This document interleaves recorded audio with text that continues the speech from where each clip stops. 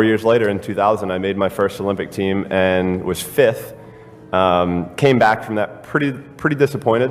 I wanted to come home with a medal, not a piece of paper that said I competed. Yeah. So I used that as motivation, and 6 months after my first Olympics, I broke my first world record. Eat, sleep, swim. That was literally it. I guess for an extended period of time, 5 or 6 years, I went every single day without missing a single day. I never got sick. I was in the water on Christmas, birthday, holidays, everything. It didn't matter.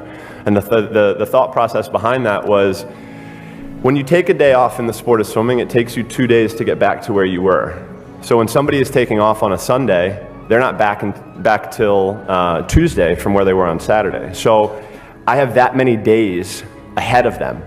I was putting all of that, we would call it putting it in the bank.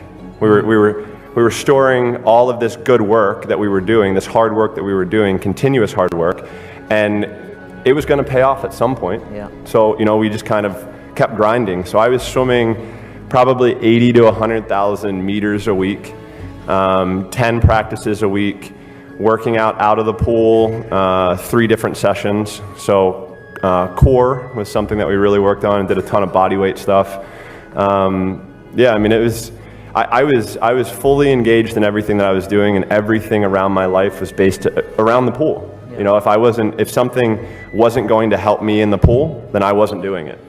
It wasn't about really I guess it wasn't about chasing the medal record or this or that. It was doing the best that I could. And honestly, I performed and I trained, I guess I trained harder than anybody else. I was doing things that people dreamt about doing, in the water, training-wise, or I don't know. It was just I was putting myself in a position to have the chance to win a medal.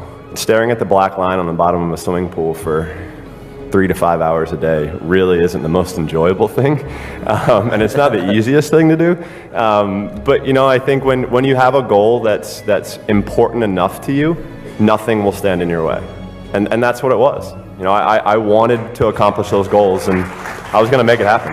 For me, it was trying the process. I guess that's what it was. We were figuring out the process of what we had to do in order to stand up and be able to compete against the best in the world. It was just the process of it all. So for me, it was easy to kind of push through it because I wanted it so bad. I had these quotes, I had these goals, I had all of these things taped in my locker that I saw every day, when I got out of bed. And I think the biggest thing is during the days where I didn't want to go, or I was tired, I was sore, this, that, or the other, I still went. Because if I'm gonna go to practice and I'm gonna get 10%, 20%, 30% out of that day, it's better than getting 0. So I was always taking steps forward. And that's why everything worked out. I swam for over 20 years, and I can guarantee you there was probably 100 days where I didn't want to do anything. I wanted to stay in the pool or stay in my bed and not get out. But those were the days where you have to. You have to get up and do something, because I think that's really what separates the good from the great. The greats do things when they don't always want to do them. I wanted to do something that nobody else has ever done in the sport. That's what made me hungry. Yeah. If I got 1 medal and I swam an okay time, I want to go faster. That's just what it was. I was chasing times because I knew that if I could get to certain times, there wasn't anybody else in the world that could do that time. So when we talk about competitors, yeah. I knew my competitors better than they knew themselves. I swam so many races and so many events, so I was always conscious of what the other athletes were doing in the world in those events, because I was going to have a time where I was going to swim against them.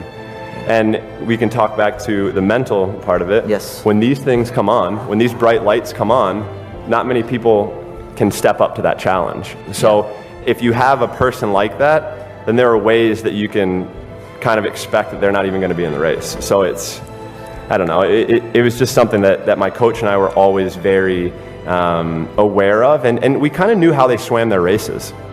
I knew, the 100 fly, for example, in 2008, I knew that Michael Kavik was going to be out a second faster than me. And I knew if I could go 24.0 on the first 50, I had a chance to win.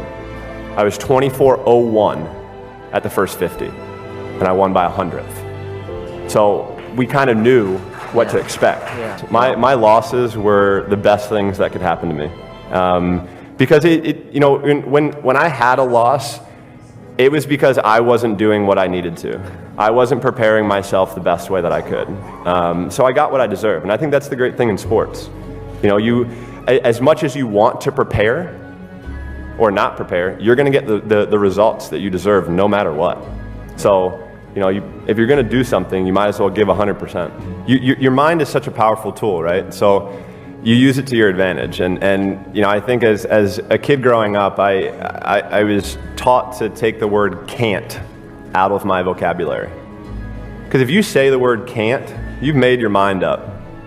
Do something else. You know, like if I say I can't get out of bed this morning, I'm not going to get out of bed. So I think just those negative words, I think, were something that I took out that helped me believe that whatever I put my mind to, I could achieve. So yeah, I mean, I guess it's like we were saying, like we tried to keep it simple as you possibly can do it. Because the more you start complicating things, it's just never going to go well. So that my coach was able to, you know, kind of put me through these little tests and practice that would help me mentally prepare myself. You know, whether it's breaking my goggles on purpose so I can't swim with goggles during a race. So then I have to figure out a way to stay calm and to stay relaxed.